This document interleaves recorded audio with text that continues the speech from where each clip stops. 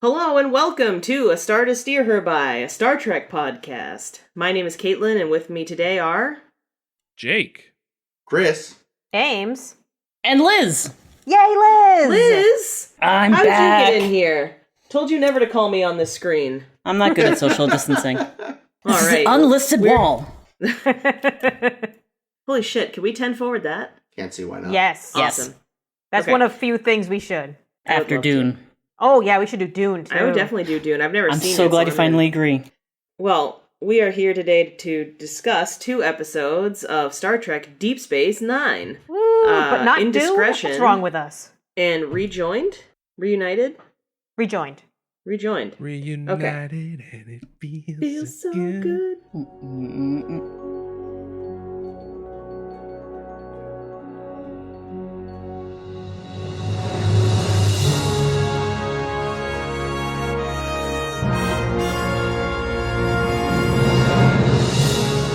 All right.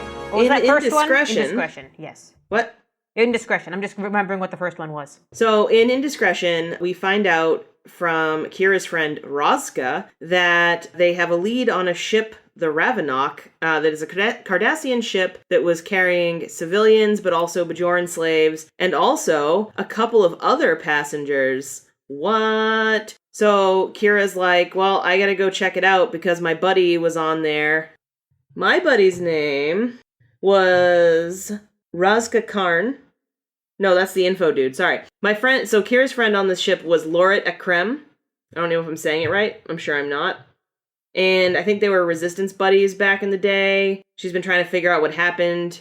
So she's like, I'm going to go down, try to track it down and see if I can find it. And the Cardassians are kind of like, okay, but you have to bring one of our people as well. And their people that's going is Gul Dukat, recently elected to the civilian government.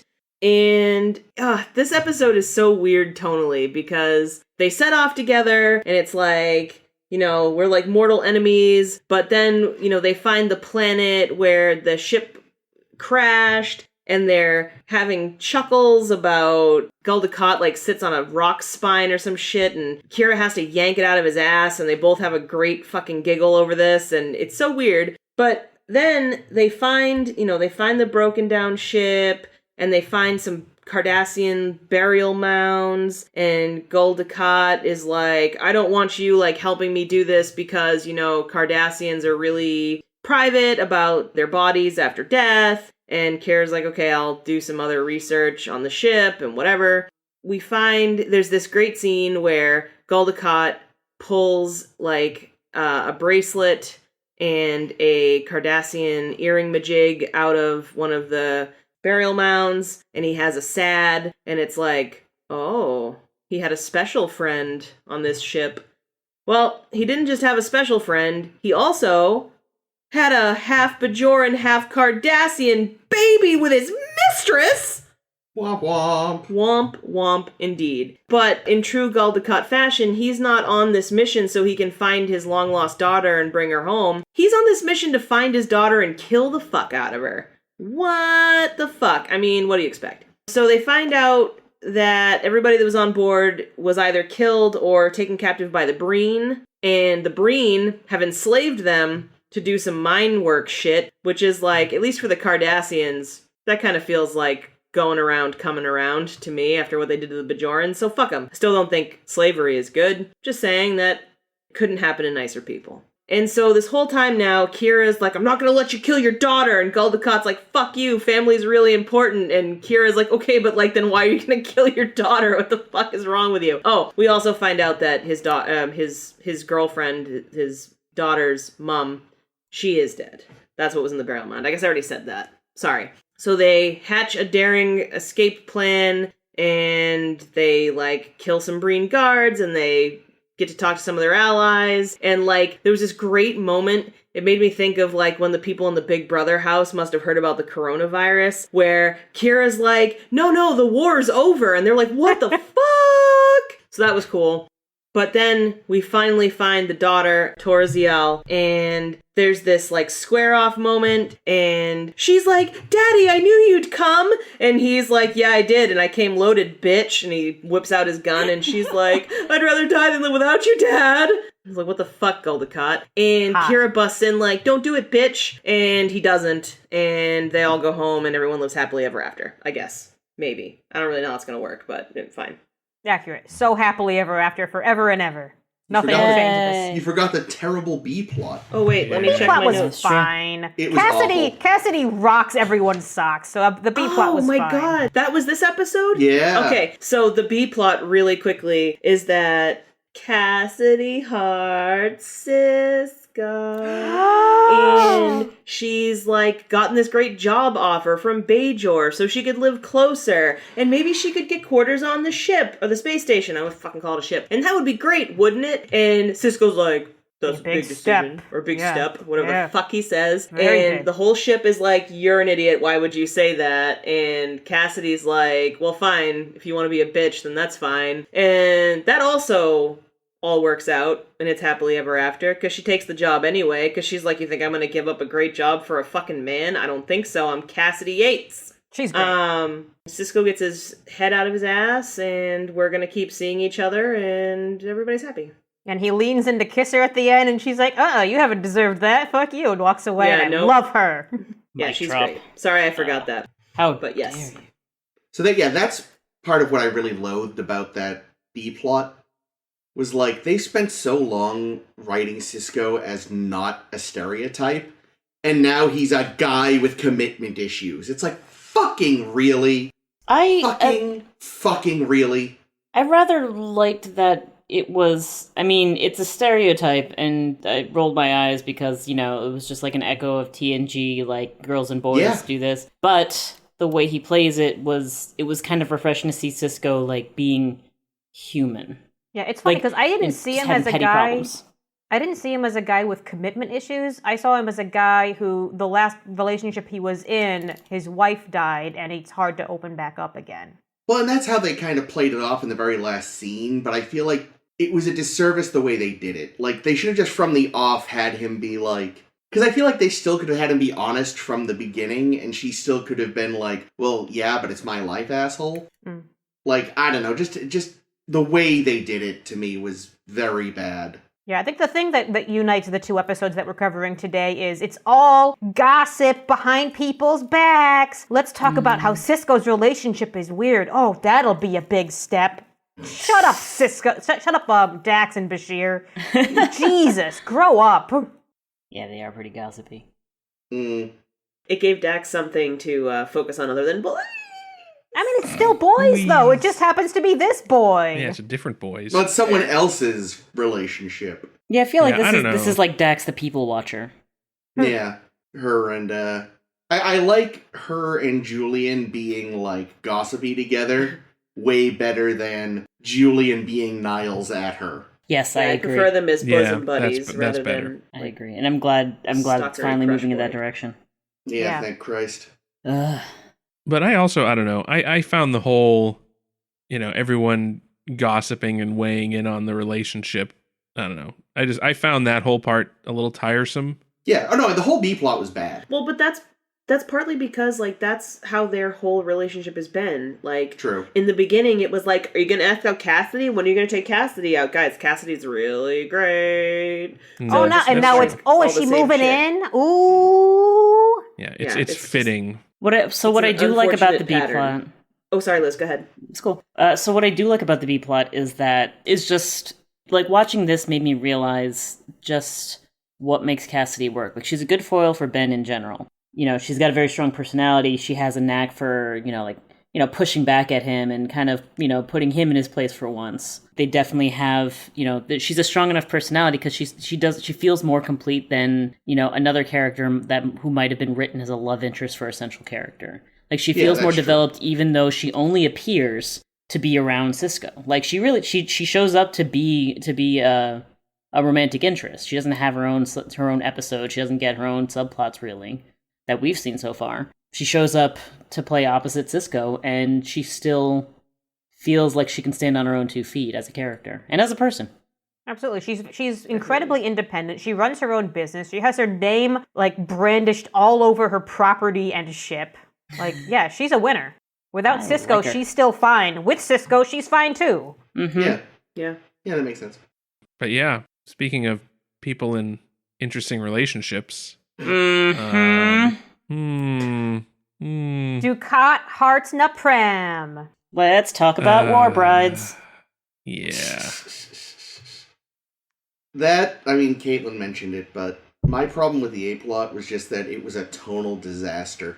It was Okay. Total disaster? Or Tonal. Tonal. It was like very whiplashy. It was all over the place.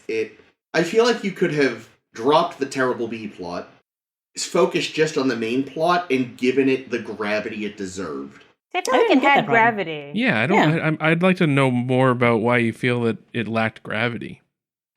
I just think, not to answer for Chris, but there were parts of it that felt like it was like a buddy comedy, like on the road trying to find whatever, like Hangover Star Trek or something. Yeah, it was like them being sort of, snippy to each other in the shuttle, which was sort of, not blatantly comedic, but definitely more on the light side. And then you have that The butt scene. idiotic butt scene, which, like, that shouldn't be in the same episode as I have an illegitimate daughter with a woman I raped. And I'm going to Oh, kill her. That's funny because I don't notice that because the thing is it's all the same character, and I think the episode is trying to do 2 things, and maybe the 2 things aren't melding for you. But the 2 things that it's doing is it's exploring the sides of the Cardassian new government that we want to now be friends with, and we want to see I want to say human side, but they're not human. The person-y side of these people, and how we can still have ways that we can relate with them that we understand. Like, everyone understands what it's like to sit on a thorn. It sucks. It's something we connect on. But the things that we don't connect on are, how they run their lives, which is still true. Yeah, I guess I didn't... There's nothing that contradicts another thing in this episode. Dukat is all these things. Yeah, you're right. I didn't think of it. I think the problem is just that, like, the butt scene was so over-the-top comedic. Like, if that had been done more subtly, maybe it wouldn't have bothered me as much. Yeah, I know the writer specifically picked something for Kira and Dukat to kind of connect on, and the connecting scene was it was funny because they wanted them laughing, because they wanted them to, like, start to understand each other more, Yeah. if not as individuals, then as they are both people. Maybe if he'd, like, stepped on something, but having just a 5-inch spike in his ass was just... Like, at the time, during the scene, I was like, oh, okay, this is... I mean, it's a little silly, but okay. It's like, I need to kill my illegitimate daughter. Well... Like, it was just too... Like, I get what you're saying, and you're right. That's clearly, in retrospect, what they were trying to do. But the variance was so big that I was just like, whoa, hold on. I will give you that. I found that scene particularly jarring. Like, it was a huge just left turn into levity to swerve right back into the serious plot. I think it makes sense what they were trying to do with it. Yeah. Maybe ease up on the butt thing. I think, Yeah. you know what the thing was? The thing was, it wasn't even the thorn that bothered me, and I particularly enjoyed his delivery of just, I sat on something! But, Yeah. it was the, like, he was trying to use the fucking, whatever, that device on his butt to... the dermal regenerator thing? Yeah. Yeah, but it just, when and the gag is that it wasn't working because he wasn't using it right, but it just looked like he was scratching his butt, and I was like, this is a bit much. Have you Butts used are the dermal funny. regenerator, Liz? No, my butt is invincible. I mean, it was also like Federation tech, so who Yeah. knows? I did Bajoran use tech. liquid skin once. But Yeah, I don't it's know. crazy I clear. think, one of the, the sort of the thing that I kept noticing about this was they were demonstrating how charming Dukat can be, and Oh, not he necessarily is. with the butt scene, but with, like the scenes in the runabout, where he's a very charming man. He's got good humor, and he can be very, put on this kind demeanor. to the point where Kira, who is someone who loathes him to her core, can be drawn in and find herself laughing at his jokes and sharing a moment of, oh, you got something in the butt. Let's be fair. Nothing's funnier than your enemy getting a spike. Well, in their that's ass. true. But the That's problem was they No, were I understand. laughing together about Yes, it. no, And I think that was the thing that this episode was trying to show is that, yeah, Dukat's a fucking snake. You Yeah. know, he can Literally. Yeah. Hmm. You know, we know now that he had a Bajoran mistress, At least this one. Probably at least more. one Bajoran mistress, who presumably was also drawn in Yeah. by this performance that he does. Possibly. But then, you know, so like Kira kind of lets her guard down. She kind of lets herself become a little vulnerable around him. And then when she realizes, oh, wait, no, this is just fucking Gul Dukat doing Gul Dukat shit. See, this never would have happened if they hadn't changed her costume. Clearly. She should So, wear that that's green what I costume got. all the time. I kind of appreciate, you know, the nuance that they continue to pack into the Dukat character. Absolutely. You know, where he could just be a straight villain, and a lot of the times he is, but he's also someone that, you know, is likable on a personal level a lot of the time. Yeah, no, I mean, that's huge credit to the actor there. Yeah, Mark Alemo is stunning as the character, and it's not just all neck. It's also Yeah. like he's got the swagger. He's got such skinny legs. You just have I really didn't skinny notice, legs. That's but- weird. Yeah, when they're walking through the dunes in that really I forget what place they had to go shoot that at, but it was all, you know, it's the place where it's always 100 degrees out. God, that must have been sweltering in that Oh, it makeup would and those suck costumes. so much. Oh yeah, with the makeup too. Fuck. But yeah, no. As he's walking along, it's like he's just really live. This man, and so much neck. But, and he can, I know we've talked about this before, but like Cardassian makeup is among, in some ways, the lighter as far as allowing you to express goes. But still, being able to act very well through makeup is not a universal skill, and he has it. He certainly does. True. So what I found really interesting about this episode is... That's right, because you asked to be on this episode, Liz. I did. I really find this episode interesting because it really, like, this is an episode that really makes Dukat compelling as a villain and as an antagonist, or as an antagonist. And it's, like, it's his Bajoran fever. It's how he perceives the relationships. Because we're only getting one side of the picture here. True. And So- and Naprem is dead, so we don't get to hear her side. We Yeah. know Zial loves him, which is interesting. But there's so many possibilities here because like as we've already discussed, he's so charming, he's so compelling. It's entirely possible that, you know, that it's extremely possible that Zial's mother was not a willing participant in this relationship. You know, regardless of what she thought of Dukat, if he spent all of his time with Zial growing up, she could have developed a completely different image and idea of him from her mother. You know, her mother might have sat there harboring resentment and anger and possibly even hatred toward Dukat, but all Zial would see was, like, here comes Daddy, he's going to come and take me for a walk, and he brought me a present, and he's got sweet words for me. Yeah, and we know that the Ravenok was, or at least we get from Dukat that the Ravenok was taking them to effectively some sanctuary so that they wouldn't be, you know, stuck under Cardassian occupation. Mm-hmm. But at the same time, what's, you know, the other relationship to consider in comparison to Naprem, that's her name, Naprem, to Dukat and Naprem, is the way Dukat is starting to warm up to Kira. Mm-hmm. Because, and I mean, I think I saw it in Memory Alpha that it mentioned that it was decided that there's not going to be anything between Kira and Dukat. Like, Kira's not never. interested. But Kira thinks him as Hitler, so. But Dukat doesn't realize that. Like, Mark Alemo plays it so that Dukat doesn't realize it. It's very evident that Dukat thinks, we're starting to connect you and me. It's going to be, and she's like, no, absolutely Never. not. Not one day. But the way he is toward her, like, he's playing it like it's a romance. This is, you know, so who's to say that this isn't just a repeat of the way it was with him in Naprem? Yeah. The way he that's reacted, the thing, finding her love, the love token or whatever.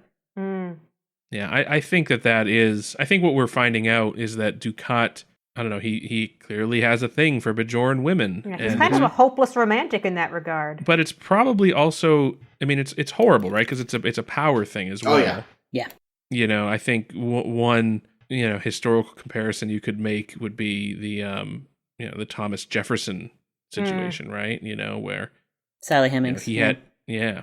And Well, I think you know, also of Nazi camp leaders and whatnot yeah. that would take Jewish mistresses as well. I actually That I watched a movie that this episode is kind of reminiscent of. Oh, yeah, I meant to watch. It's called I'm looking at the wrong card. That's why it's called Isn't that like The Searchers? The Searchers. Yeah, The Searchers. It's a John Wayne movie from like Oh, 1956 or so. I watched it this past week. It also stars an extra young Jeffrey Hunter, and hot damn, does he look like a young Anson Mount. Like, wow. The casting is so perfect because the two of them look so amazingly alike, and they got the fucking giant blue eyes. They're gorgeous. But this movie, it's supposed to be one of the best Westerns in existence. And I watched it, and maybe I'm just not a Western person, or maybe like in current times, it's really hard to watch Westerns because the idea of this movie is a bunch of Comanche Indians kidnaps a couple of the daughters of this little ranch, essentially, out in Texas or Arizona or somewhere over there. And John Wayne and Jeffrey Hunter vow to go save the girls and bring them home. And like 6 years pass, and they finally figure out where they are, and they find the girl. And she's been basically being raised amongst the Native Americans, and basically thinks of herself as Native American now, and says, I don't want to go with you, I have to stay here. So John Wayne decides, well, I should kill you then, because you're better off dead than living with these people. And Jeffrey Hunter tries to stop him, and Jeffrey Hunter, jumps in front of her in this really nice scene where he jumps in front of her and says, no, don't shoot her. And he's like, I must shoot her. And the very, very end scene, I'll ruin this, 60-year-old movie for everybody, Oh. is he finally tracks her down and corners her in a cave and grabs her, and you think, oh no, is he going to kill her? And then he hugs her and says, we're going to go home. So they go That home. sounds But the satisfying. not- setup is very similar to Dances with Wolves, but the conclusion isn't. a problem. It's a little different. Yeah, I've always said the best westerns come from other countries. Mm-hmm. Yeah. Well, like, you mean like the spaghetti westerns? And the many westerns that Kurosawa made, but they were technically samurai film. Yeah, they were just samurai But they were films. definitely westerns. Yeah. Yeah. I never was able to get into John Wayne westerns. I don't know if it's just like John Wayne himself is off-putting to me, but Well, I they're just I like a lot of the Clint Eastwood westerns. Those are pretty good. well, because those ones again they're foreign, so they're not as caught up. It's impossible to make a western in this country without, in some way, shape, or form, commenting on, reacting to, or reveling in the like cowboy mythos. Mm. When it's international one, they're working with tropes, but also like it's not part of their mythos, so it's easier for them to kind of play with it, deconstruct it, whether intentionally or not. And the Italian ones, are much more cynical. Everyone's dirty, as they would have been back then. They're very dark. Some of them are just downright nihilistic. Yeah. What ones are you thinking of, Chris? Oh gosh. I mean, in general, obviously the Sergio Leone ones are, they're what turned spaghetti westerns from kind of a cheap novelty into a serious vein of cinema. But he then kicked off a whole bunch. There's one I cannot think of that features Klaus Kinski as the villain. What? It is one of the most fucking nihilistic films I have ever seen. Yeah, no, spaghetti westerns are excellent. As are, again, the samurai westerns of Kurosawa, which is why they ripped one off to make For a Fistful of Dollars. I'm sorry, you mean A Fistful of Datas? That too. It wasn't even a fistful, there were only two. I will Not say enough that, datas. but yeah, Waynes obviously tend to be reveling very much in the mythos. They're rarely questioning it or shining a light on it. I will say the original True Grit's not bad, but the remake's better. Yeah, it's extra hard to like The Searchers because, John Wayne comes back after having fought in the civil war for the Confederacy, and he's like, "Oh, I only belong to one nation, and it's the Confederate nation." And you're like, "Ugh, Yeah. I don't like you. I hope your niece kills you. Dearie dear. Let Jeffrey Hunter slaughter you." Okay. Do it. With his pretty eyes. He's got very pretty eyes. That's true. Maybe he should put his head on a pike. That was, oh yeah. Good work. I sure did that.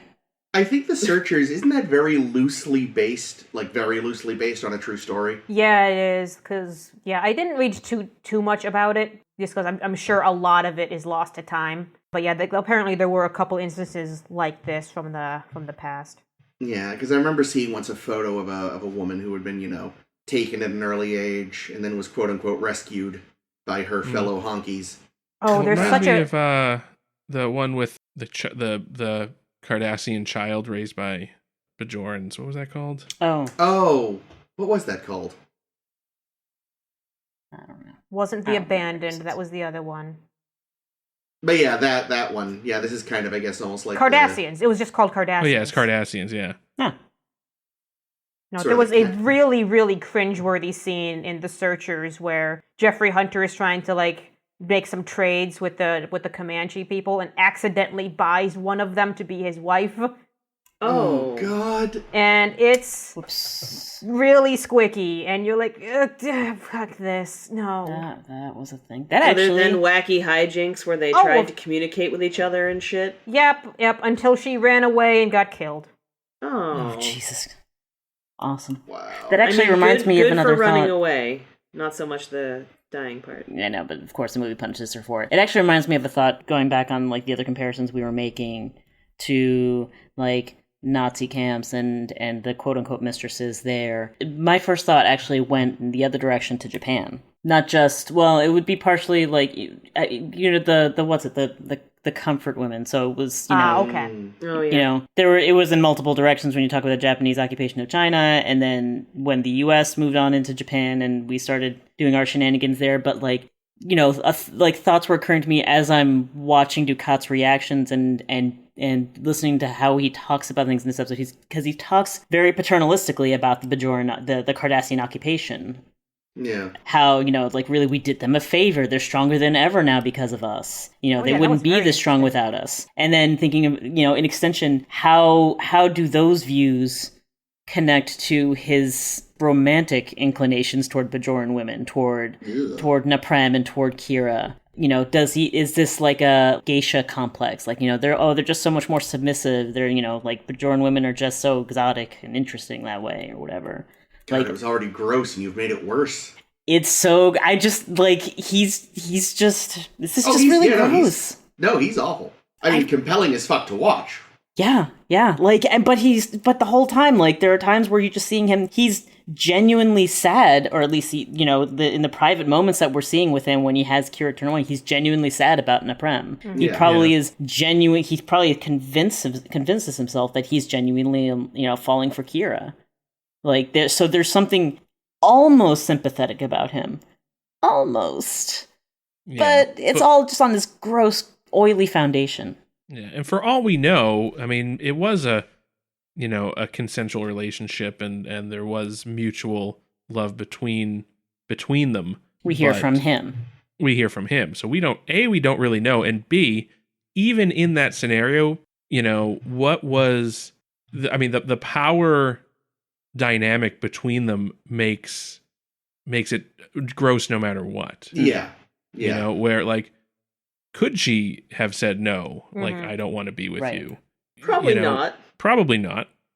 Not if she didn't want to work in the mines or whatever, Yeah.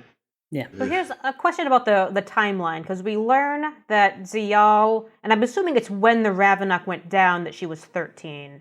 And 6 years have passed, so she's supposed to be 19 now. She's 19.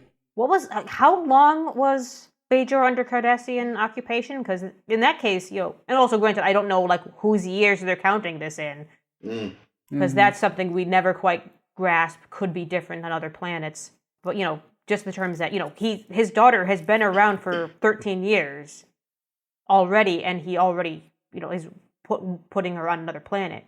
Yeah, I think they said that. I think I remember someone saying that the occupation was something like 60 years. Oh, wow. That sounds right. I was going to say something like 50. Yeah.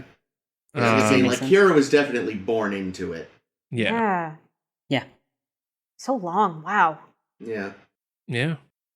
So, we mentioned in passing the Breen. Mm-hmm. How did they get those costumes? They just show up and Dukat and Kira are randomly in Breen costumes. Did they bring them with them? Oh, I figured they knocked somebody out. Yeah, they Yeah. pulled a Star Wars, Yeah. appropriately enough. I did read that because they had put so much work into all the different species and Klingons and folk in Way of the Warrior, that they're like, oh my god, we don't have time to come up with a new species and their makeup and what they look like and how they dress. Let's just make them a costume so we don't have to do makeup on them. So they made the Breen this species that can't really be out of their mask things on hot planets, Jake, which was a good way to do it. Jake, could you do me a favor? Could you make the nerd screech sound? I can't do it as well as you. In one of the early mentions of the Breen, in the episode Hero Worship, part of the reason they know the boy's story is suspect is because he mentions they wear helmets. And they make a big point of the fact that the Breen don't wear helmets. I have been keeping that in my back pocket since I watched that fucking episode several years ago. I'm sorry you had to watch Hero get Worship, to Chris. say it. Boy. Been waiting to say that for so long. Well, I'm sorry necessity had to make them eat those words. Yeah. Also, as I said before we started recording, seriously, guys, it's just Leia's outfit from Return of the Jedi when she breaks into Jabba's palace. Yeah, What the Yeah, fuck? it totally is. It's very, very similar. It's the same. They are the same. Like, I took a second to look it up, and apparently, allegedly, they were like, oh, we want it to look like the Arctic Wolf. It's like, fuck you. It's that thing from Star Wars. They probably just got those, like, bagged Halloween costumes of, like, undercover Leia at the Spirit of Halloween. And they were like, all right, here, put these on. I don't know. I think both Kira and Dukat looked great in, like, the shoulder pads and shit, though. Oh, yeah, with, like, the little snout off. It was very... Did they manage to get Kira one with a little V-neck so that she wouldn't look difficult to approach? She still has to wear her high heels, of course. Oh, well, thank God. Of course. So, Oh, that must be are we why to she was having presume much that- trouble in that sand. Everyone has trouble walking in sand. I feel like Mark Alamo kept falling into it, like, up to his fucking knee. Well, it's 'cause Did anybody else notice that? His legs are so thin. Well, Like, yeah, Yeah, that's they what made can't- me think about it when we were before talking about how distribution of skinny weight. his legs were. Yeah, I was it's like, the oh, that opposite- explains why he was just sinking directly into the sand. yeah, it's the opposite of a snowshoe. He's like, It's in fact the same as a high heel. or it's like when Yeah. a cat walks on you because they have such tiny feet. Oh my god, Oh. it fucking hurts. There's just so Yeah. much pressure per foot, and they always know the tenderest I was spot to gonna say step on. it's also because they've secretly like trained with the League of Assassins and they know all the soft kill you easily points. Speaking Any of of these secret things make sure- assassins, Yes. Oh. we meet Kira's friend Raska, played amazingly by the same guy who played Cyrano Kohlrabi in the War Games episode. Really? Oh, yeah. Yeah, so funny. the finger milking Yeah. guy. We remember Yeah. him. Yeah. Isn't kohlrabi a vegetable? They're Thinking probably of thinking broccoli of Rob. Thinking of broccoli, Rob? No, Which I Kohlrabi's a think- vegetable. It's on Which I top. think you said in that episode. Awesome. Consistency is really important. But yeah, so he's a Maquis, right? And Well, he's certainly working with the Maquis. Yeah, he like You know, he he's smuggles supplying stuff them with for them or shit, yeah. something. Yeah. Yeah, like he may not be directly with them, but he brings them things. but he's also bringing Kira things. It seems like yeah. a weird relationship for Kira to be, good buddies with the Maquis. Well, I don't know. Well, I he's think probably that, like paying I think that there's probably a good amount of overlap between former Bajoran resistance people and Maquis people, since they have similar goals, right? They're both And I'm sure a lot of the Maquis are former Bajoran resistance as well. Mm-hmm. Now. yeah, well, we know. I mean, like, Rolaren, right? Yep. Yeah. Oh yeah. But I mean, it's not like she's not necessarily buddies with the Maquis. She's buddies with this guy who also happens to be. They have a mutual friend. That's Like Yeah, she's she's someone who's used to working in a gray area. Yeah, I think there's exactly. enough plausible deniability for her there that's why she can get away with it. Yeah, and she's Yeah, not going to and mention it to Cisco. No. Not just that. I mean, the Maquis are enemies of the Federation. Yeah.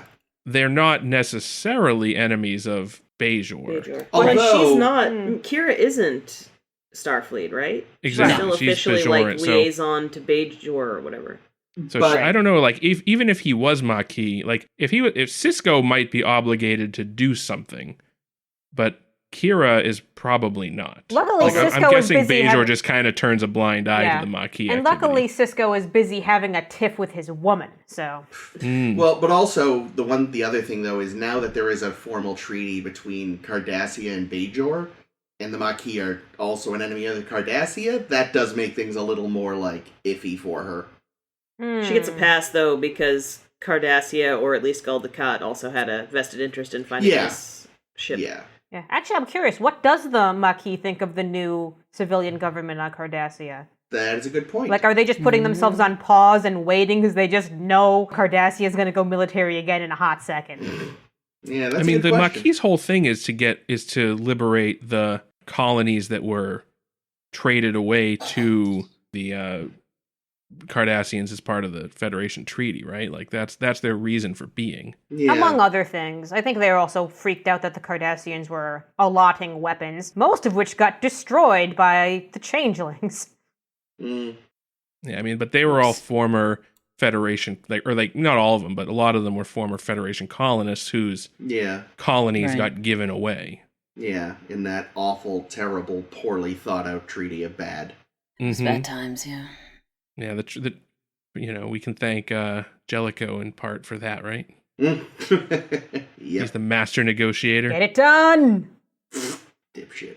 Oh, I have a great note here. I said, Dukat is doing something different with his voice. Oh, he's being friendly. Nice. Kira hearts butts. Mm-hmm. Good. Many butts. Any sense? I have the best notes. Oh, I missed what the significance of the button on the end of the episode was. And I watched the episode twice, and both times I missed if it's a reference. When Kira says, oh, how are things going to work out with you and Zial living together? And he says, I'll let you know. I think he's expecting date number 2. Yeah. That was my interpretation. No. Yeah, he delivered it in such a way that it felt like someone had earlier in the episode said, I'll let you know. But either I missed it, or he just read it in a way that made me think that. Yeah, That's I don't fair. I think it was a remember anyone saying it. weird read no, maybe sorry. on that line. Say again, Jake? I'm sorry. I said I just think it might have been a weird read on that line. I don't know if it was meant to be referential. Yeah, it's like, oh, this is the final line of the episode. We have to make it sound buttony. Meaningfully. Oh, Yeah, my wife I think he's is just a going creeper. to be- my wife is going to be deeply cross. Yeah, because Looks this like I'll be sleeping relationship on the couch tonight. this relationship seems to at least probably predates his marriage. Because I looked it up. His oldest son is like 11 or 12 right now because he just had a birthday That's in a right. previous episode. Girl, you are a tremendous nerd. No, He did. wanted He to said bring the kid to the amusement center, and I was very excited because I wanted to see some Cardassian balloons. They've got little bumps all along the string. Oh Yep. my god, yay! Little spoon on the balloon itself. Speaking of spooning,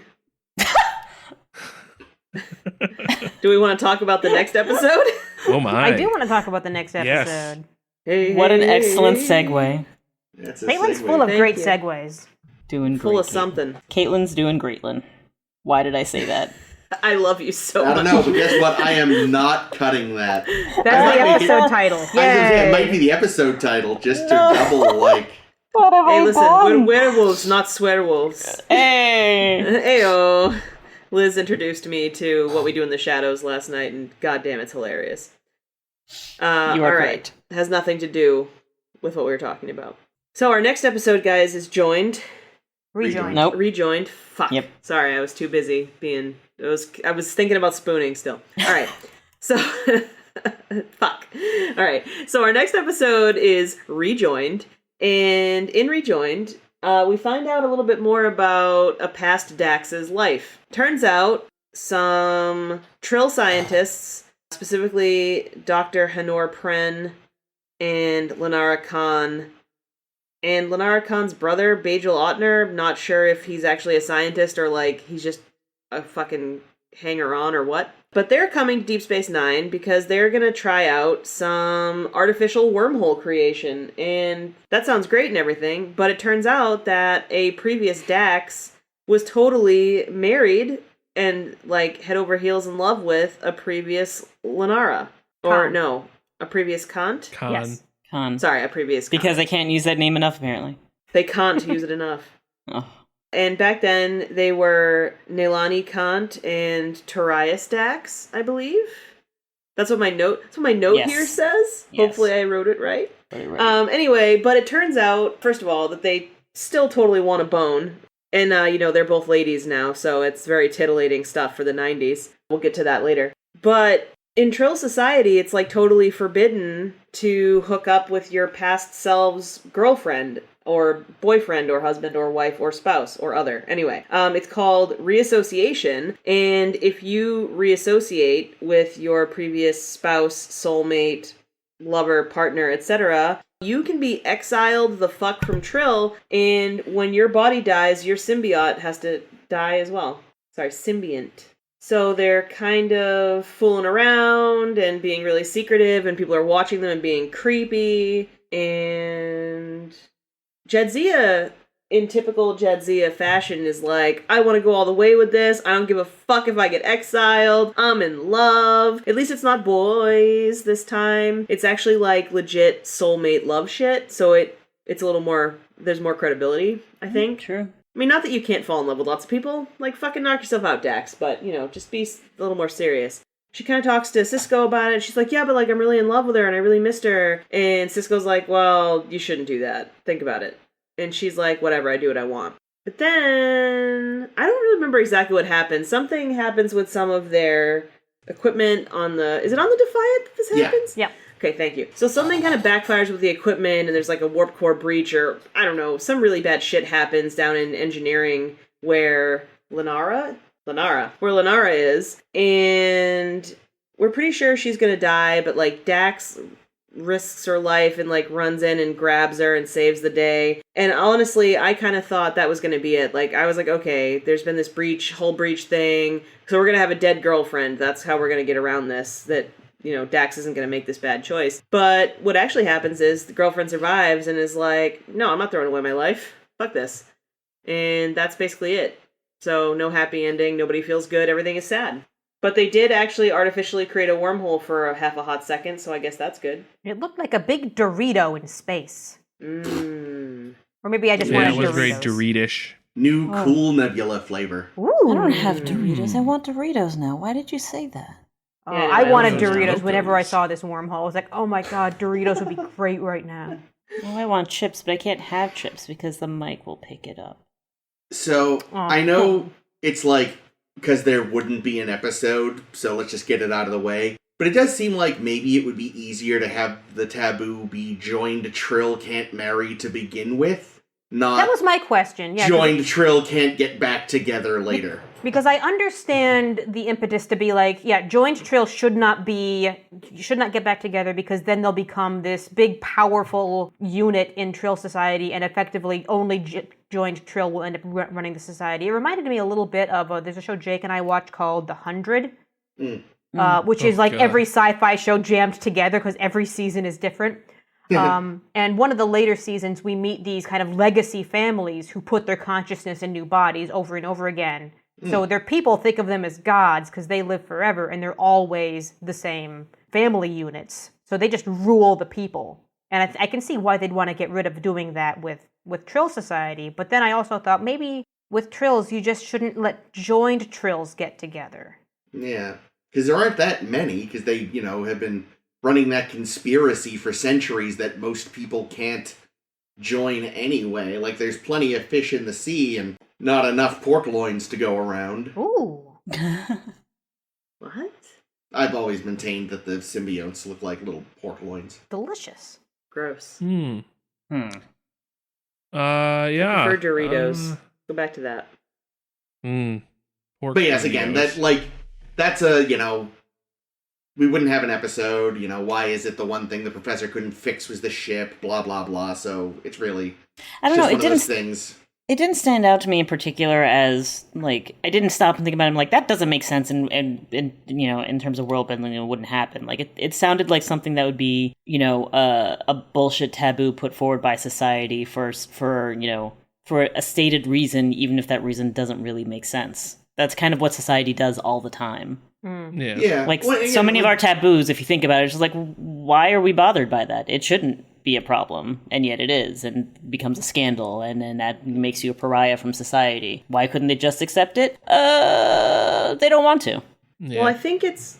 Sorry, go ahead, Jake. You have. I was going to say, I mean, the whole episode to me felt like the most, like, as thinly veiled as you could make it. Like, the veil is one atom thick. Yeah. About homosexuality, right? Yeah.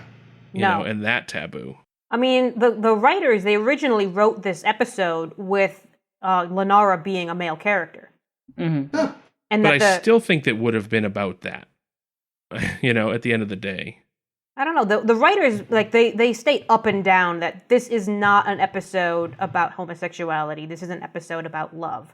And because in the future, they don't care. And they don't bring it up once, which I give them a lot of credit for. Which is great. Don't bring up what? That The they're, same that they're sex two nature. women. You mean that, like, we're 20, 30, almost 30 years into Star Trek at this point, and this is the first same-sex relationship we see, and they have to couch it in former heterosexual relationships? Not even on that meta Very level. progressive It's Trek. just- no, I mean, that's fucking Do you know valid. how many, like, people complaining they had? They still had a ton of people complaining about it, though. Oh, yeah.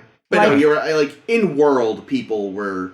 The problem, again, wasn't that it was two women, it's that it was two joined women who had previously been an item. And I think it makes a certain amount of sense, too, though, because they both kind of reported that they were having trouble understanding if they were feeling what they were feeling, or if they were feeling something that was nostalgic, and if the point of the symbiont is, like, that they travel between bodies and between lives and just kind of keep gathering new information and new memories, like, I can see how that would be maybe even, like, a mental health issue if you weren't able to really suss out what you were feeling, if it was really you, if it was related to a past you. I don't know. I don't know, I'm just thinking. Well, that's why it takes so much testing to become a joined Trill. I mean, I guess so, but yeah, there is in a way I was thinking that. It's like, God, so, like, who's feeling this? Is it Jadzia? Is it Dax? Is it some combo of them? I'm going to go with yes.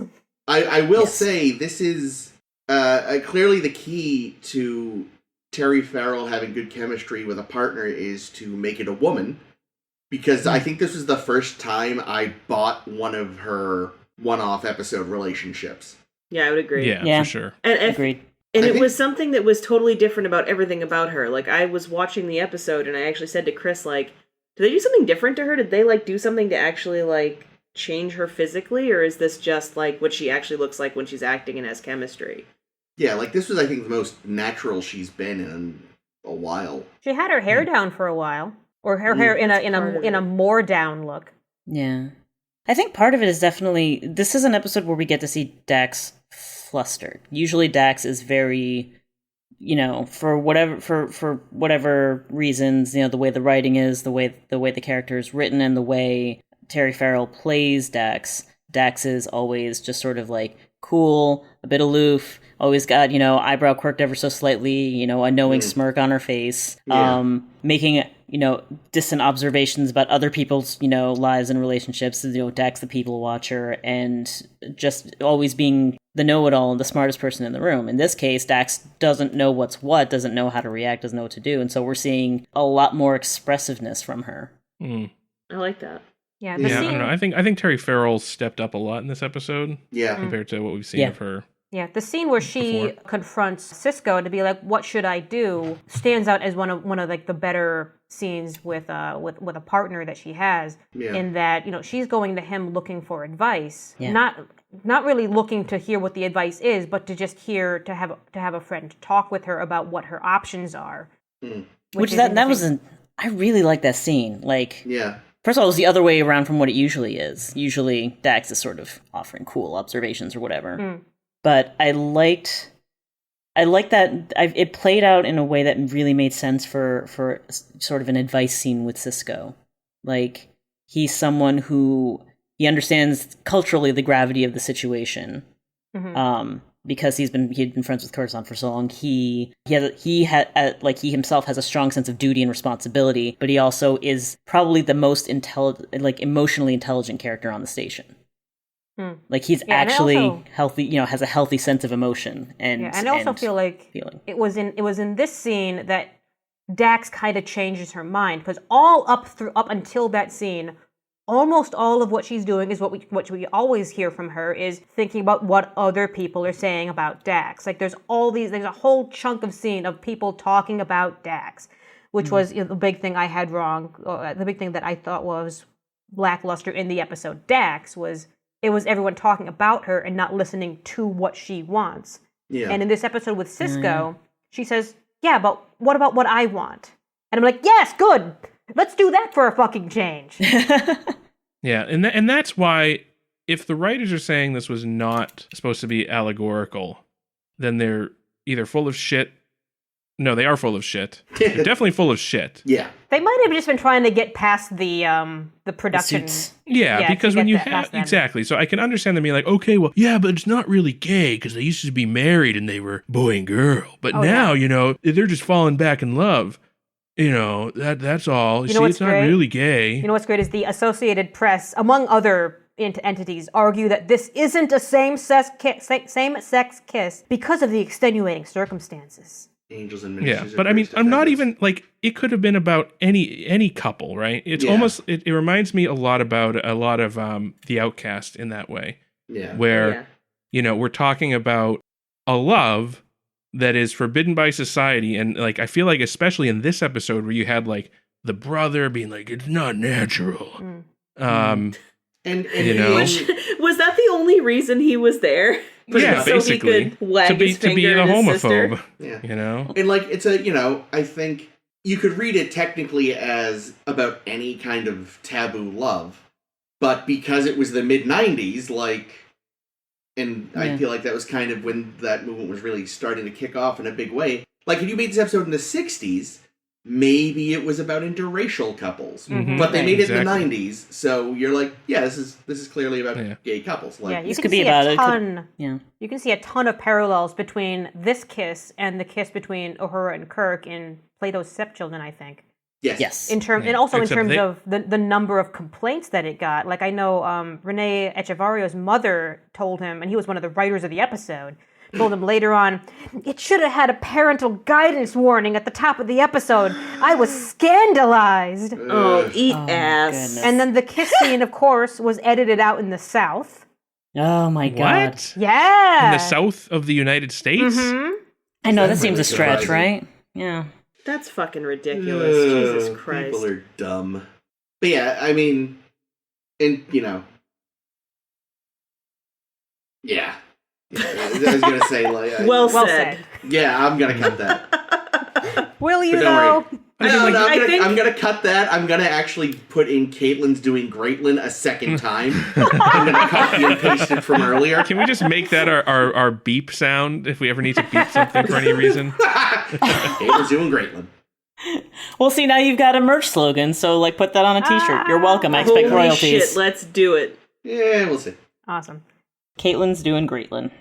But yeah, no, writers can definitely claim up, down, left, right, and center that something's not about something, but once it's out in the wild, like, Tolkien insisted that fucking The Hobbit and Lord of the Rings weren't about the World Wars, and it's like, yeah, okay, sure. Sure. Oh, God. Yeah, Does that mean that George R.R. Martin would just be grrr? Yes. Great. Grrr and grrr. No, you also got to think about, because we've seen a very similar instance of this kind of love back in The Host, when Bev was in love with, I want to say Oberon? Some Trill guy. Some Trill guy. He was pretty. Who ends up in Riker's body and bangs her, and that was interesting. God, I forgot they fucked when he was Riker. And dying. Shit. Good job, Bev. Right. I forgot about that, too. Yeah. Oh. And dying, that's almost a ghost, right? But remember, this is. The seeds were already there. Oh god! Listen, she's got a type. Don't let anyone say Beetlejuice 3 times around her. Jesus. Ooh. No, do it. He's the ghost with the most. Even he'd, like, it would be the opposite of the original movie, though. He'd be the one trying to get out of it in the end. That's right. He's just like, please. It's like, I saw this thing on Facebook yesterday. Apparently when a lioness is in heat. Oh god, yes, Yeah. I just saw this too. I did not. Please go on. They will apparently occasionally want it so much that the male lion is like, I'm done, and they'll To start clarify, to walk away. so much, 20 to 40 times, like, a day. Yeah, And that's not so bad. there's this amazing picture of a male lion walking away, not looking too happy, while the female lion, in an attempt to get his attention, is biting his testicles. And then they close up on this poor fucker's face, and it's just like, death by shnu shnu. Oh, So, yeah, I feel poor like kitty. Bev would be doing that to Beetlejuice by the Biting end. his nuts? Well, no, but I mean, doesn't... No. like I picture him like bursting out of the bedroom, like save me! He falls down. She like drags him back into the darkness while he claws at the floor. Nice. Are you making a fanfic right now I was in gonna real say, time? I wish that I we think I were just still did. in TNG times. You could write that. Oh fuck! Oh, It's too speaking bad. of very, very quick Star Trek related tangent, because I'm doing my research for our fanfics, which are coming up, so keep an eye out for those. I'm very excited. Ames, it's only July.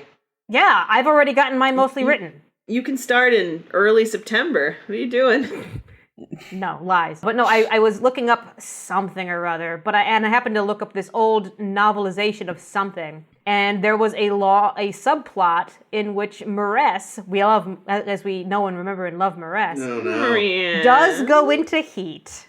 Oh, Oh, So in No. case anyone was curious, in a novelization, the Cations do have their females go into heat. I wasn't. Well, So it looked like I don't know if any of you saw, but they released a first look video this week of Lower decks. Lower Decks, Lower which looks like a dicks. real upper decker if you ask me. There's a Cation. CMO, yeah. There is a cat person. Doesn't look anything like Maress. Well, they've Well, updated Jake, the you makeup. see- I don't know. It just looks like a cat. It looks like from Cats, the movie. Well, to be fair, with No, the animation style, no, the it people doesn't. don't look like people either. It does not Um, look a thing like those horrifying fucking So monsters. You take that maybe back. I mean based on the few jokes that I've seen from that show in the previews and in that first look thing, yeah, there'll definitely be an episode where the cat goes into heat. Well, no. God. She's 100%. She's a lot older though, so she's probably already gone through menopause. Oh, Yes, I could write for that show. You could. you've officially graduated to writer for CBS All Access. If there, Someone send this to Kurtzman. if there actually is a Heat episode, I bet it'll be like guest directed by Seth MacFarlane. I could see that. Hmm. I like that, Ames, that you called talking about Star Trek the tangent on this Star Trek podcast. Well, it's about TAS, which no one wants to talk about. Thus, it's That's a tangent. true.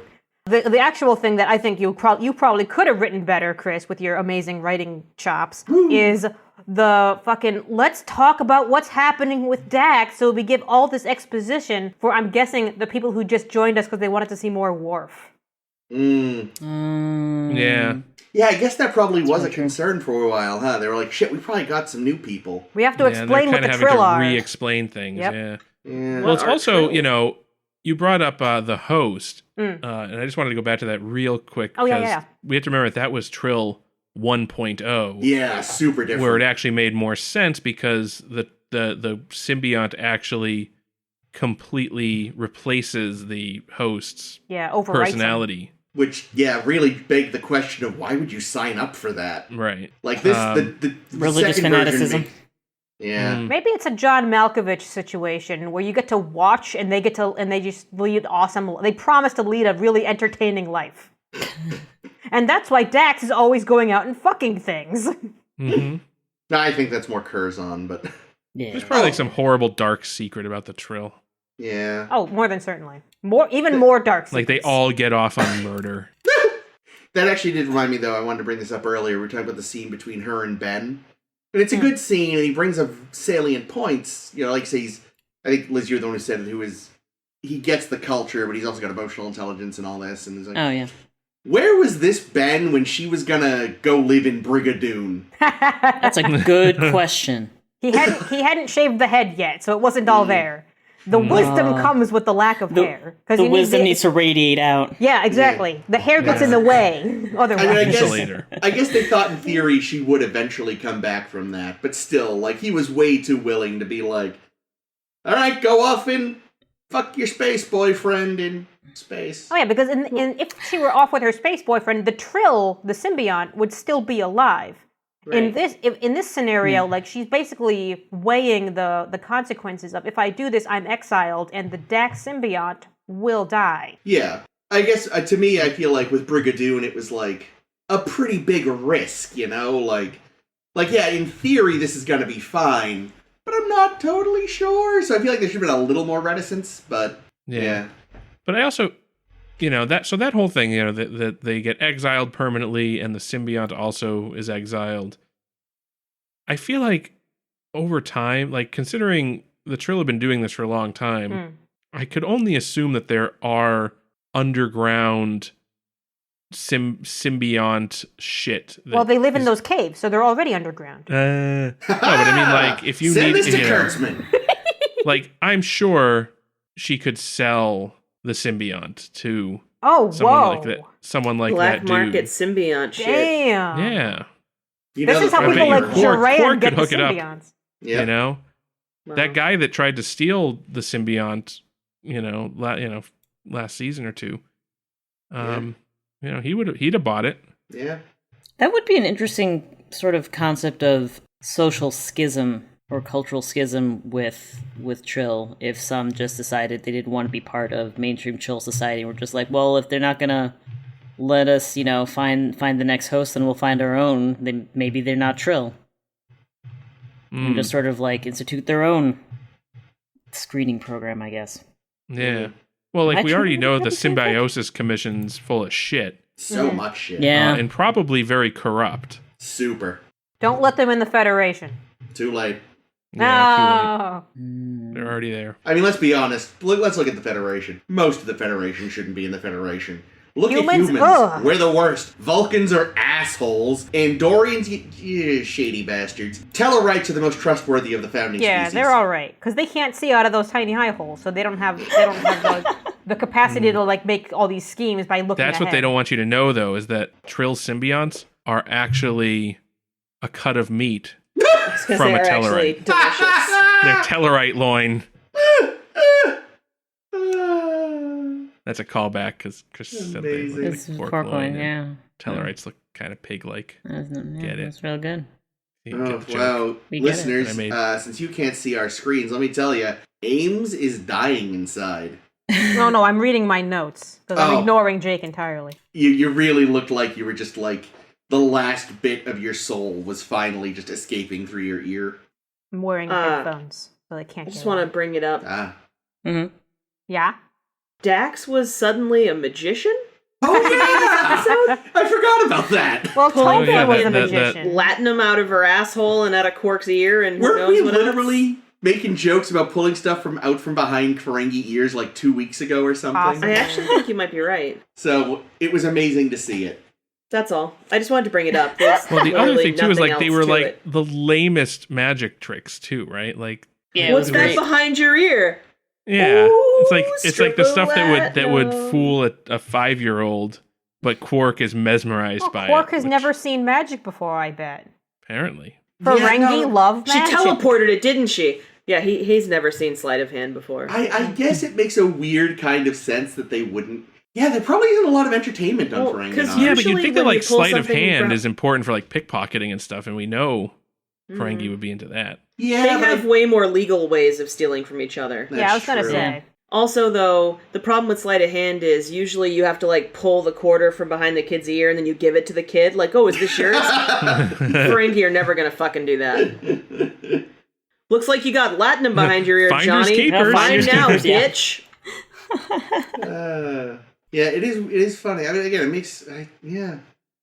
My only other note of any import that I thought was lovely, actually, was that, and it sort of grows on the Julian and Jadzia as bosom buddies thing, is that he agrees to go on this, like, awkward can't be a date thing between Jadzia and Lenara, and is literally, like, falling asleep at the fucking table listening to them going on and on about the good old days, but he never fucking complains. He takes off the first chance he gets, but he's a good friend. It was a little bit goofy to me. Oh, it was, totally. I mean, yeah, but I agree. Another weird tonal thing, right? It was a bro move, though. I agree. Like that. Yeah, And that's as much the as thing, this it's very episode, bro. as much as this episode kind of illustrates the growth that the Dax character has had, that scene illustrates the growth that the fuckface has had. Fuckface. Julian? Julian Fuckface Julian. Bashir. No, it's nice He used to be because- Julian Fuckboy Bashir. I was going to say, Jake. No, it's nice because I Yeah, know Now in he's that was fuck the, man. in the scene with Cisco, Jadzia says, "Oh, Dax has never had a friend like you." And I'm like, but Julian was just being a great friend to you by being your chaperone so that you wouldn't look weird in front of your girlfriend. Come on. Well, yeah, but they don't have, like, a spanning lifetimes friendship yet. Yeah, and I also Yet. think that the the musical number at that moment was a little out of place. I thought, Oh no, what is Jake gonna you reference? ain't never had a friend like me. Damn it. So anyway, Is Alexander sitting on Cameo? Could we get him to sing that for like $100 or something? he has like weekly Zoom parties Yeah. with fans and times a also week, Andrew usually. Robinson. Yeah, So yeah. you could probably get him to sing it. They actually, I guess, I meant to share it on the Facebook, but I forgot.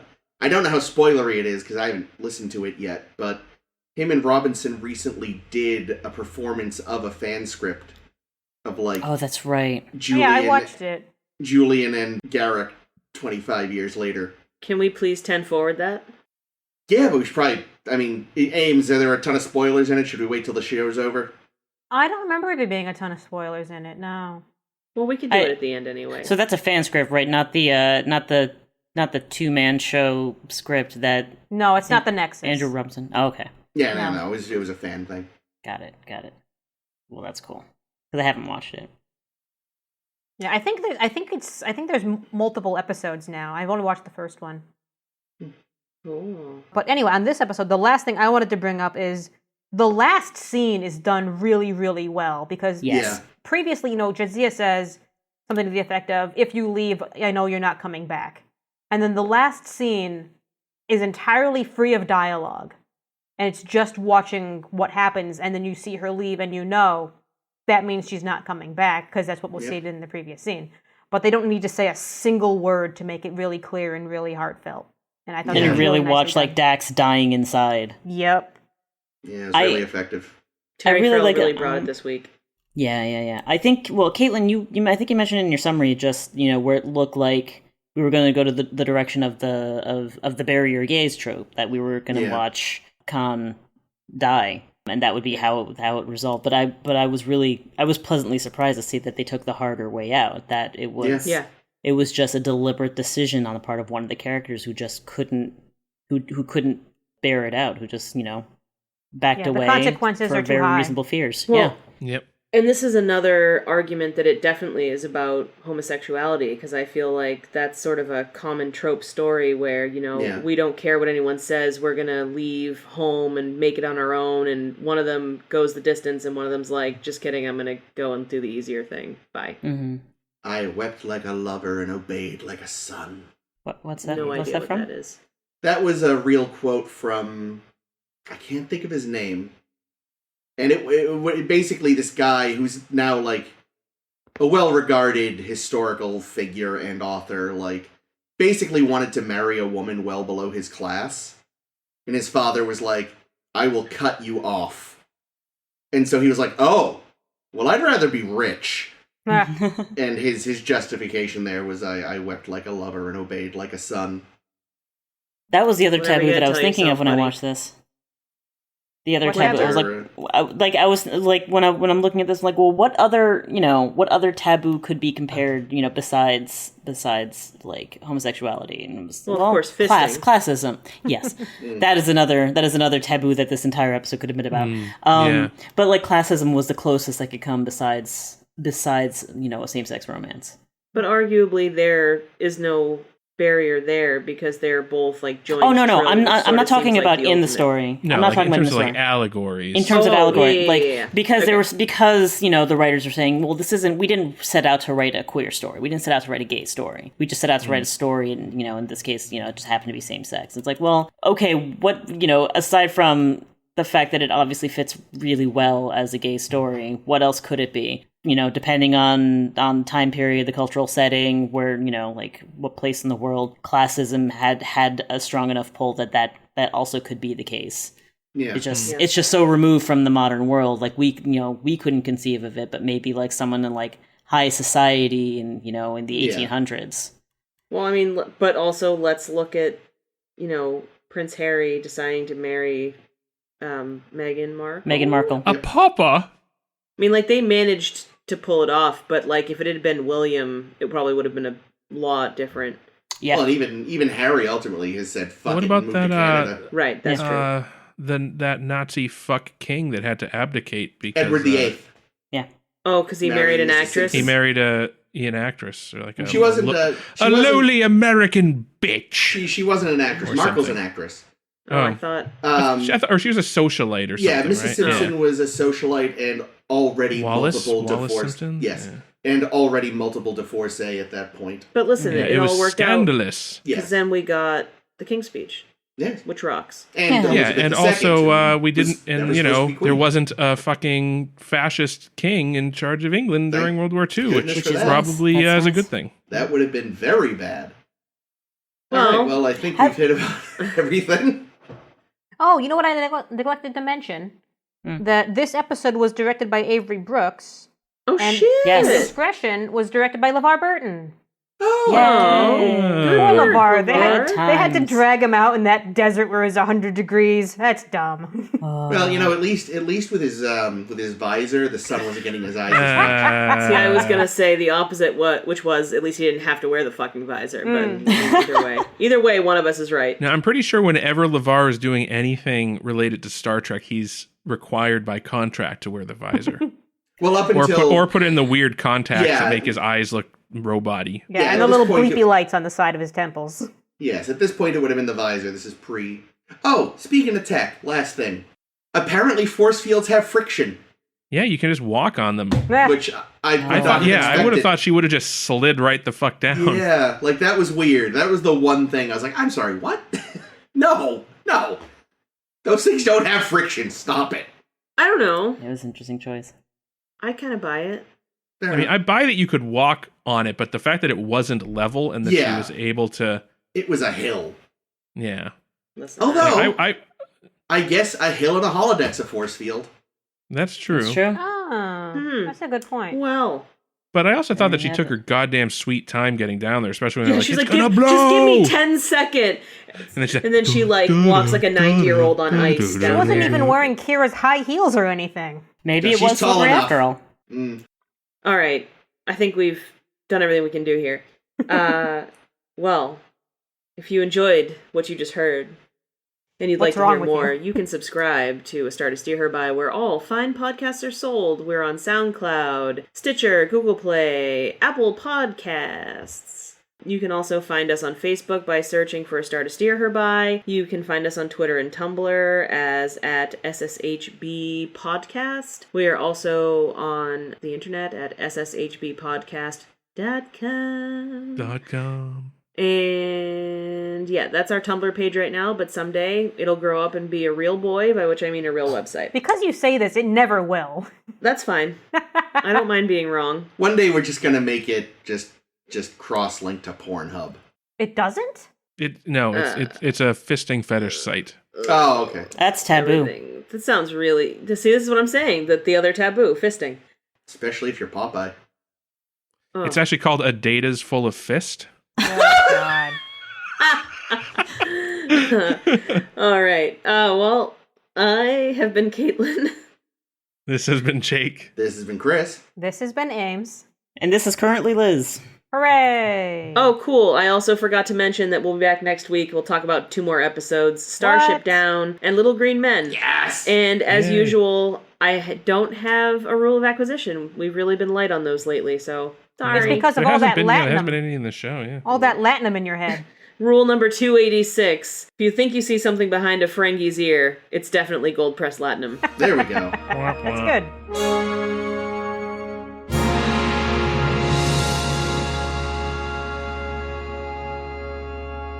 Three, two, one. That was better. Okay, good. I like how Caitlin pantomimed a clap. Yay! I'm trying She to be. thought I was I'm bad trying at my to. job. You just want to fit in? Well, no, it's Chris was coming early. That's why. Whoa, hey. Hey. Yeah. Hey TMI. now. All right.